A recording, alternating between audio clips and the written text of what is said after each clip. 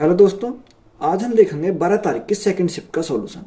Question number एक में दिया है 5 अंकों की एक संख्या 32,054 11 से विभाज्य है। यदि अंकों को आरोही क्रम में पुनर्व्यवस्थित किया जाता है तो बनने वाली नई संख्या किससे विभाज्य होगी।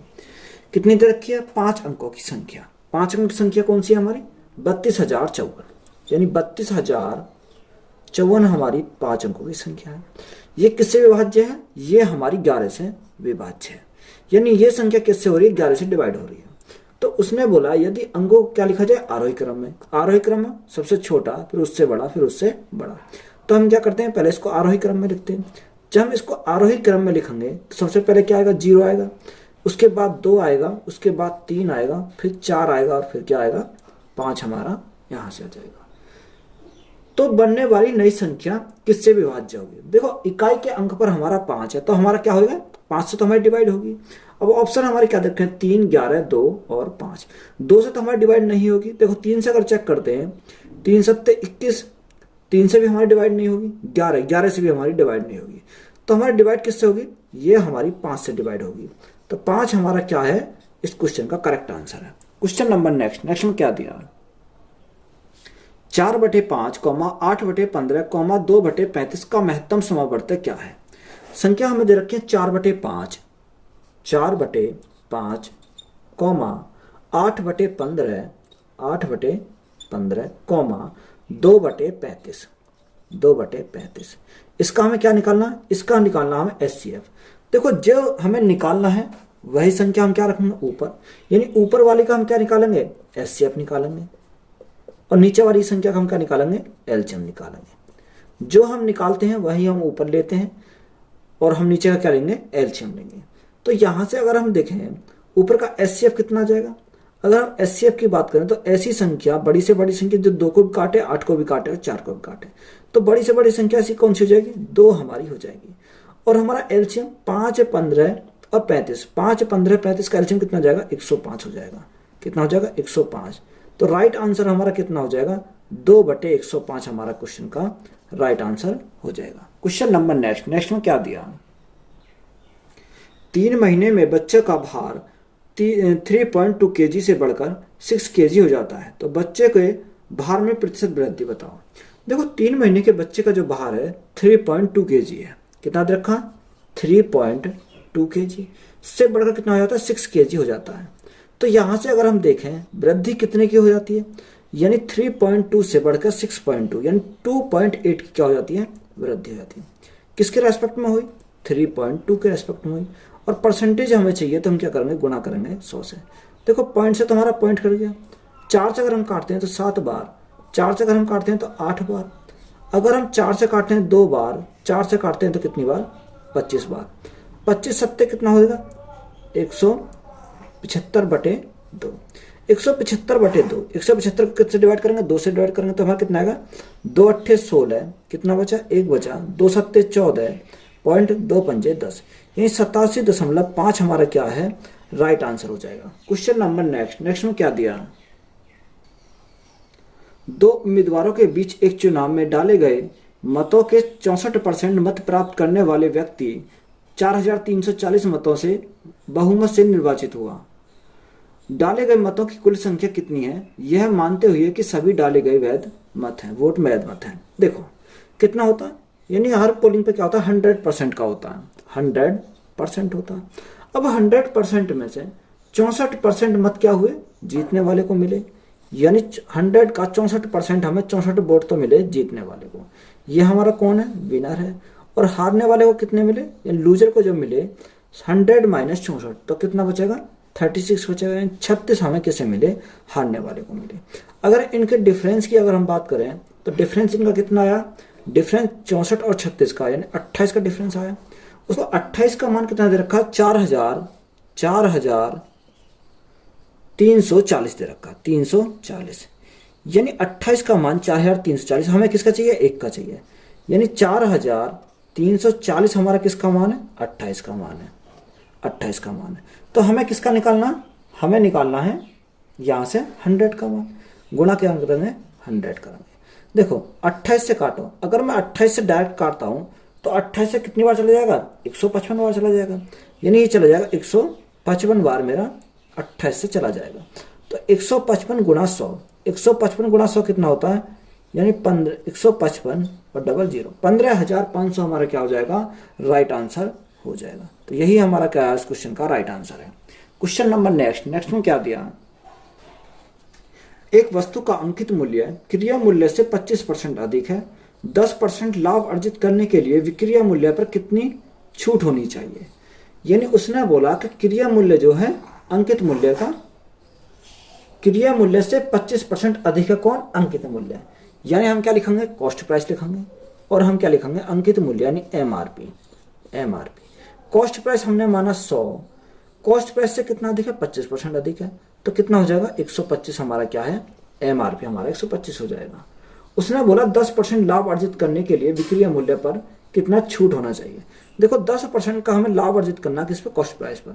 अगर हम 10% का लाभ अर्जित करेंगे, 10 का लाभ, तो हमारा कितना हो जाएगा, 110 हो जाएगा, 110 हो जाएगा। ये 110 हमारा क्या है, ये हमारा नया सेलिंग प्राइस यानी न्यू सेलिंग प्राइस हो जाएगा। ये हमारा हो गया न्यू सेलिंग प्राइस। और ये अगर हम एमआरपी को अगर बोले तो ये हमारा क्या है, ये हमारा ओल्ड सेलिंग प्राइस है। क्या, ओल्ड सेलिंग प्राइस है ये। इसकी बात करते हैं। तो देखो 100 की वस्तु बेची कितने में, 110 में। तो ये थोड़ी बोला हमसे बोला है, उसने बोला है तो विक्रिया मूल्य पर कितनी छूट होनी चाहिए। विक्रिया मूल्य पर देखो इस पर हमें कितनी छूट होनी चाहिए, यानी 125 से हमारा क्या हो गया, 110 हो गया। 110 हो जाना यानी कि 15 का क्या हो गया, यहां से 15 की हमें डिस्काउंट मिल गया। डिस्काउंट किसके ऊपर मिला, 125 के ऊपर मिला। 125 गुना क्या हो जाएगा, 100 करेंगे। तो देखो यहां से काटो, 25 पंजे 125, 25 चौका 100, 5 से कितनी बार, 3 बार, तो 3 गुणा 4 कितना होता है, 12% हमारा क्या हो जाएगा, राइट आंसर हो जाएगा। तो यही हमारा क्या इस क्वेश्चन का राइट आंसर है। क्वेश्चन नंबर नेक्स्ट में क्या दिया, एक स्टोर में 28,500 रुपए की एमआरपी वाली वस्तु छूट के बाद 27,645 रुपए की कीमत पर उपलब्ध है। उस वस्तु पर दी गई छूट का प्रतिशत कितना है। देखो एमआरपी कितना दे रखा, एमआरपी दे रखा 28,500, यानी अगर हम एमआरपी की बात करें तो एमआरपी दे रखा 28,500 दे रखा है। और हमारा सेलिंग प्राइस कितना दे रखा, सेलिंग प्राइस दे रखा उसने 27,645, यानी 27,645 हमारा क्या है, सेलिंग प्राइस है। 28,500 हमारा एमआरपी, 27,645 हमारा कॉस्ट सेलिंग प्राइस। तो हमें क्या हुआ, तो यहां से हमें कितने का डिस्काउंट दिया, अगर डिस्काउंट परसेंट निकालते हैं तो देखो कितने का, 855 का। इनका डिफरेंस कितने का आएगा, 855 का आएगा। कितना, 855 किसके ऊपर, यानी 28,500 के ऊपर, 28,500 के ऊपर। और परसेंटेज के लिए क्या करेंगे, परसेंटेज के लिए करेंगे 100, 2 जीरो से हमारी 2 जीरो कट गई। देखो 285 से कितनी बार जाएगा, 285 से चला जाएगा 3 बार डायरेक्ट, कितना, 3 बार। तो हमें कितने का डिस्काउंट मिलेगा, 3% का हमें क्या मिलेगा, डिस्काउंट मिलेगा। तो 3% हमारा क्या हो जाएगा, राइट आंसर हो जाएगा। क्वेश्चन नंबर नेक्स्ट में क्या दिया, शशि एक पुराना रेफ्रिजरेटर 12,000 रुपये में खरीदता है और इसकी मरम्मत पर 1,000 रुपये खर्च करता है। यदि वह रेफ्रिजरेटर को 15,000 रुपये में बेचता तो उसका लाभ प्रतिशत बताइए। देखो वो खरीदता कितने में है, 12,000 रुपये में किसी रेफ्रिजरेटर को खरीदता है, 1,000 रुपये उसमें मरम्मत में खर्च करता है। तो हमारा टोटल उसने कितना दिया, टोटल उसने दिया 13,000। कितना दिया, 13,000। उसने बेचा कितने में, उसने बेचा उसको 15,000 में। तो देखो 13,000 में उसने लिया, 15 में बेचा, तो यहाँ से क्या हुआ, उसे प्रॉफिट हुआ कितने का, 2,000 का प्रॉफिट हुआ। किसके ऊपर हुआ प्रॉफिट, ये 13,000 के ऊपर प्रॉफिट हुआ। गुणा परसेंटेज के लिए क्या करेंगे, 100 करेंगे। जब परसेंटेज के लिए 100 करेंगे तो 2 जीरो से हमारे 2 जीरो, 1 जीरो से 1 जीरो, हमारा क्या बचा, हमारा बचा 200/13। अब 200/13 को भाग दे, 200 को 13 से भाग करेंगे, 13 एकम 13, कितना बचा, 7 बचा, 70 हो गया, 13 पंजे 65, 13 पंजे 65, हमारा कितना बचा, 5 बचा, 5/13%। तो यही हमारा क्या हो जाएगा, इस क्वेश्चन का राइट आंसर हो जाएगा। क्वेश्चन नंबर नेक्स्ट में क्या दिया, धनराशि P रुपये उधार ली गई और 2 समान वार्षिक किस्तों में वापस भुगतान की गई, जिनमें से प्रत्येक की धनराशि 35,280 रुपये है। यदि ब्याज की दर 5% वार्षिक है तथा ब्याज का संयोजन वार्षिक रूप से किया गया तो पी का मान बताओ। यानी हमें क्या निकालना, प्रिंसिपल निकालना। देखो 5% का फ्रैक्शन मान कितना होता है, 5%, तो 5% का फ्रैक्शन होता है 1/20। 20 हमारा क्या है, 20 हमारा प्रिंसिपल है और 1 हमारा क्या है, ब्याज है। ये तो हमारा हो गया क्या, प्रिंसिपल हो गया। ये हमारा क्या हो गया, कंपाउंड इंटरेस्ट हो गया, यानी ब्याज हो गया। ये देखो 20 हमारा प्रिंसिपल, 1 का हमारा ब्याज, तो कितना हो जाएगा, 21 हो जाएगा। चक्रवर्ती ब्याज है तो दूसरे साल में क्या होगा, यानी इसका हम क्या करेंगे, स्क्वायर करेंगे। 20 का स्क्वायर कितना होता है, 400 होता है और 21 का स्क्वायर कितना होता है, 441 होता है। यानी ये क्या हमारी किस्त है। अब किस्त को क्या करेंगे, बराबर करेंगे। जब हम किस्त को बराबर करेंगे तो गुणा कितने से करना पड़ेगा, गुणा हमें 21 से करना पड़ेगा। जब तो हमारी किस्त बराबर होगी, 21 की इधर करी तो 21 की हमें इधर करनी पड़ेगी। यहां से देखते हैं, अगर 21 गुणा 20, 420, 420 तो ये और 400 ये, तो हमारा टोटल कितना हो गया, 820 हो गया। कितना हो गया, 820 हो गया। यहाँ किस्त कितने की है, देखो यहाँ पर किस्त हमारी एक किस्त 441 की है। कितने की है, 441 की है। अगर यहाँ से आप सॉल्व करते हो, देखो 441 का मान कितना दे रखा है, 441 का मान देखा 35,280, यानी इसका मान कितना दे रखा है, 35,280 दे रखा है। ये से कितनी बार जाएगा, ये हमारा चला जाएगा 80 बार। 8 का 8, 8 चौक 32, 8 चौक 32, हाँ ठीक है, 8 80 बार चला जाएगा और जीरो हमारी है, यानी 8 बार इससे गया और जीरो हमारी है। तो हमसे पूछा क्या, प्रिंसिपल हमारा कहाँ है, ये रहा प्रिंसिपल।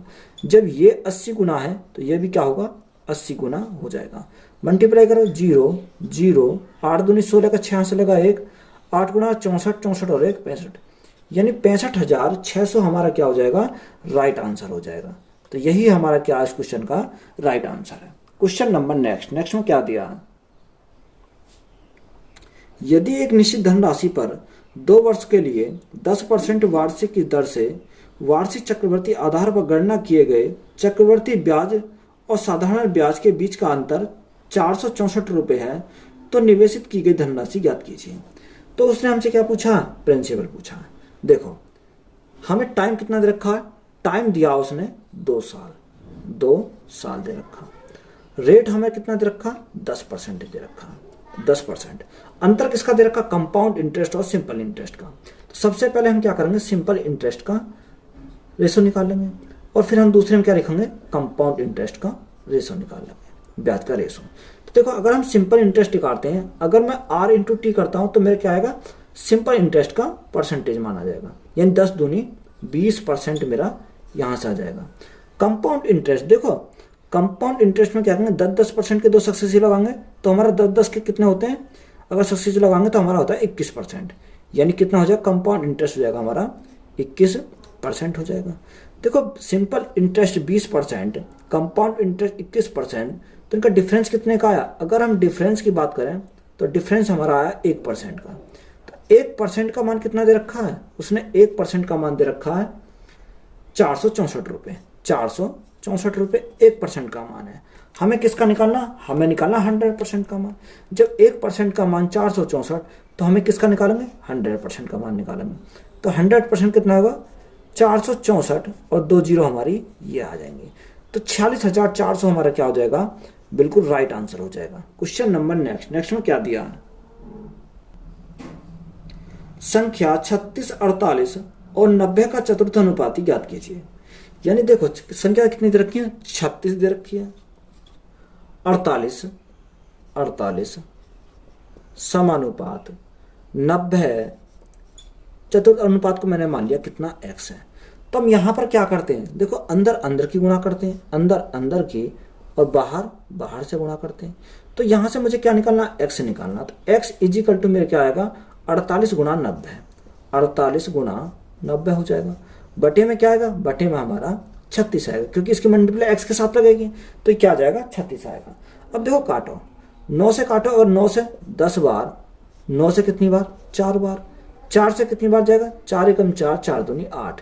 तो हमारा करेक्ट आंसर कितना होगा, 12 गुणा 10, यानी 120 हमारा क्या हो जाएगा, इस क्वेश्चन का राइट आंसर हो जाएगा। तो यही हमारा क्या है, इस क्वेश्चन का राइट आंसर है। तो वीडियो अच्छी लगी तो वीडियो को अपने दोस्तों में शेयर करें और चैनल को ज़्यादा से ज़्यादा क्या करना, आपको सब्सक्राइब करना है। धन्यवाद।